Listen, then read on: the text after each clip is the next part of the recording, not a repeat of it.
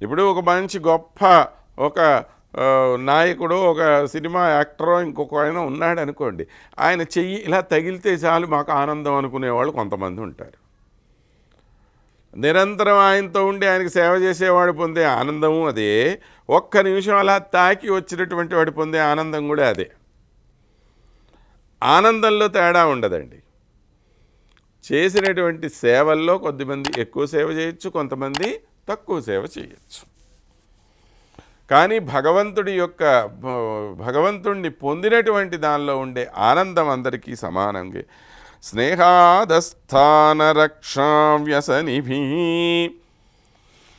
ఈ మరికొంతమంది ఎలా ఉంటారంటే భగవంతుడి దగ్గరికి చేరి భగవానుడికి చాలా ప్రేమగా సేవ చేస్తూ అవసరం లేకపోయినా సరే అయ్యో మా స్వామికి ఏమన్నా అయిపోతుందేమో అని చెప్పి మనందరినీ రక్షించేటువంటి ఆ స్వామికి మనమేదో రక్షణ కల్పజేస్తున్నాము అనే భావనతోటి అమ్మో మా స్వామికి ఈరోజు పాపం బాగా చాలాసేపు నుంచొని ఉన్నారండి, స్వామికి విశ్రాంతి ఇవ్వాలండి అని చెప్పి ఓ ఏకాంత సేవ చేస్తున్నాం.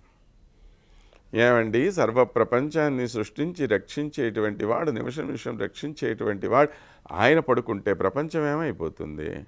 నిజంగా పడుకుంటాడా? మన ప్రేమ ఆ విధంగా తీసుకొని పోతున్నది. ఉండాలి, మనకి ఈ ప్రేమ ఉండాల్సిందే. అంటే ఇవన్నీ అవసరం లేదా అనే భావనలోకి రావద్దు మళ్ళీ. ఎందుకని ఈ ప్రేమ ఉన్నప్పుడే భగవంతుడు మనవాడనే భావం మన మనస్సులో ఉంటుంది.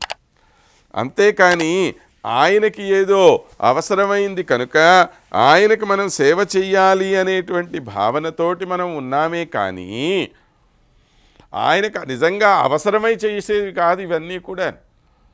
మనం పొందుతున్న సమస్తమైన సౌకర్యాలు ఆయన మనకు అందజేసినవే. మనకెక్కడున్నాయి ఇవన్నీ కూడా లేకపోతే?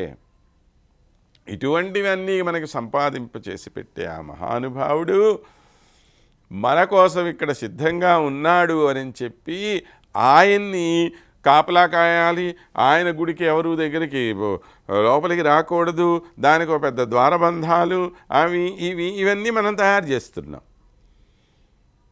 మనల్ని రక్షించే ఆయన్ని మనం రక్షించడం ఏంటండి? రక్షిస్తాం. ఎప్పుడు? ప్రేమాతిశయం చేత రక్షిస్తాం. ఒక పిల్లవాడు బాగా మంచిగా పుష్టిగా తయారయ్యాడు అనుకున్న, బాగా పెద్దవాడు అయ్యాడు. వాళ్ళ అమ్మని తీసుకొని బజారుకి పోతున్నాడు. పోతూ ఉంటే దోవలో ఎక్కడో ఏ బండో ఏదో జరుగుతూ వస్తూ ఉన్నదనుకోండి. ఇప్పుడు ఆ రోడ్డు దాటడానికి ప్రయత్నం చేస్తున్నారు. ఓ బండి ఏదో ఎదురుగ్గా వస్తున్నది. వస్తుంటే ఆ వృద్ధురాలైనటువంటి తల్లి ఏం చేస్తుంది తెలుసా? పిల్లాడు చేయబట్టుకొని వెనక్కి లాగుతుంది. రే నాయన వెనక్కిరా, ఆ బండి వచ్చేస్తుంది, ఆ బస్సు నిన్ను కొట్టేస్తుంది అని చెప్పి ఈమెకు భయం. ఇక్కడ శక్తివంతుడు ఎవరంటే పిల్లవాడా తల్లి? అక్కడ పిల్లవాడంటే బాగా పెద్దవాడు అయ్యాడని చెప్తున్నా నేను. అందుకని ఓ 25-30 ఏళ్ల పిల్లవాడు. ఆ పిల్లవాడు పోయి వాళ్ళ అమ్మని రక్షించాలా? అమ్మ పోయి పిల్లవాడిని రక్షిస్తుందా? అక్కడ అంత రక్షించగలిగే సామర్థ్యం ఈమె దగ్గర ఉందా లేదా? లేకపోయినప్పటికీ కూడా ఈ మనసులో భావంలో ఏమన్నా తక్కువ ఉందా? లేదు. ఇదే ఒక భక్తుడు కూడా భగవంతుడి విషయంలో జరిగే విషయం అంతే. ఆయన్ని రక్షించడానికి మనమేవరమండి? మనల్ని రక్షించేటువంటి ఆ స్వామి మన దగ్గర ఉండంగా మనం పోయి ఆయన్ని రక్షిస్తున్నాం అనుకోవటం ఎంత పిచ్చి. శాంగ చక్ర అసి ముఖ్యైరభయం. చేతిలో శాంగి అనేటువంటి ఒక ధనస్సు, సుదర్శనం అనేటువంటి చక్రం, నందకం అనేటువంటి ఖడ్గం, ఇటువంటివన్నీ కూడాను ఆ పరమాత్మని చుట్టూత నిలబడి రక్షిస్తూ ఉంటాయట. అంటే పరమాత్మ దగ్గర ఉండే ఆయుధాలు కేవలం ఒక వస్తువులు కాదు, అవి కూడా దివ్య పురుషుల వంటివే. భగవానుడు ఏ విధంగా అయితే ఉంటాడో ఇవి కూడా అదే విధంగా ఉంటాయి అన్నమాట. ఆ విధంగా భగవంతుడితో నిరంతరము ఆయన పక్కనే ఉంటూ ఆయన చేత ధరింపబడుతున్నటువంటి ఆయుధాలైనప్పటికీ ఆయన్ని మేము రక్షిస్తున్నామనే భావనతో ఇవి ఉంటాయి. అలాంటి వాళ్ళు కొంతమంది అక్కడ ఉంటారండి. కనుక హేతిభి చేతనావద్భి ఉదీరిత జయస్వనం అని అంటాడు మహాకవి కాళిదాస్.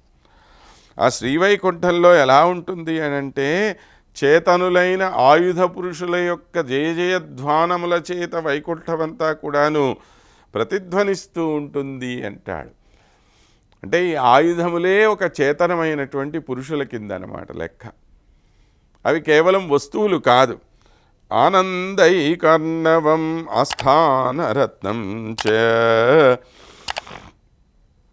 అలాంటి శ్రీవైకుంఠంలో నిరంతరము ఆనందం తప్ప మరొకటి లేనటువంటిది ఏదైతే ఉన్నదో, సర్వోత్కృష్టమైన ఆనందం, నిత్య నూతనమైన ఆనందం ఏదైతే ఉన్నదో, అక్కడ ఒక ఉత్కృష్టమైనటువంటి ఆస్థాన మండపంలో వేంచేసినటువంటి మహాతల్లి అని ప్రార్థన చేస్తున్నాం.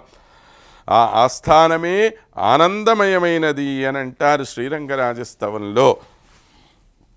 ఆనందమయమాన మణిమండపం అని అంటారు మణవాళ మహామునులు వారు దాన్ని. నిరంతరము ఆనందంతో విలసిల్లేటువంటిది అది. జాతౌ యత్ ఉత్కృష్టం తత్ రత్నం ఇది కథ్యతే. అంటే ప్రతి వస్తువులో కూడా ఏది అన్నిటికన్నా ఉత్కృష్టమైంది ఉంటుందో దాన్ని మనం రత్నము అంటాం. అలాగే దీన్ని ఆస్థాన రత్నము అంటున్నాం మనం.